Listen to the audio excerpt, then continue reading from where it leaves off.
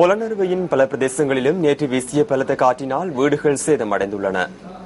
பொலனறுவை, ககாபிலியாவ மற்றும் பலாபொலவ ஆகிய பகுதிகளிலேயே நேற்று பலத்த காற்று வீசியுள்ளது. இதனால் சுமார் 15க்கும் அதிகமான வீடுகள் சேதமடைந்துள்ளன.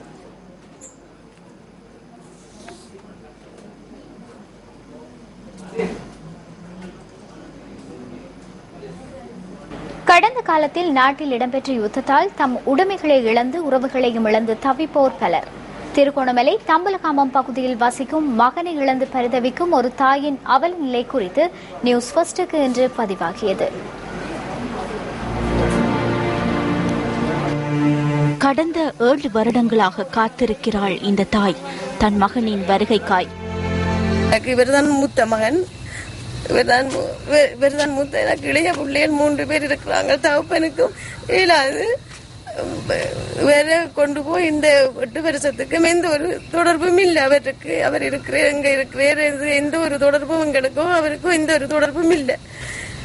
ஆனா எனக்கு அவர் இருக்கிறேன்றது எங்களுக்கு தெரியும், உயிரோடு இருக்கிறேன்றது எங்களுக்கு தெரியும். ஏனென்றா எங்களுக்கு வந்து விசாரணை எல்லா இடமும் அறிவிச்சுறாங்க. வந்து எங்களுக்கு மனித உரிமை இதுகளுக்கு அறிவிச்சு எங்களை விசாரணைக்கு வர சொல்லி நாங்க விசாரணைக்கெல்லாம் போய் வந்திருக்கிறோம். பிள்ளைக்கு எந்த ஒரு இதுவும் நடக்க இல்லை. திருகோணமலை மாவட்டம் தம்பலகாமம் பட்டிமேடு கிராமத்தைச் சேர்ந்தவர் பரஞ்சோதி சரோஜா தேவி. இவளின் மூத்த மகன் ஜனகன் கடந்த 2008ஆம் ஆண்டு தம்பலகாமத்தில் இருந்து திருகோணமலைக்கு பஸ்ஸில் சென்று கொண்டிருந்த வேளையில் ஆண்டாங்குளம் எனும் இடத்தில் வழிமறிக்கப்பட்டு சிலரால் அழைத்து செல்லப்பட்டுள்ளார்.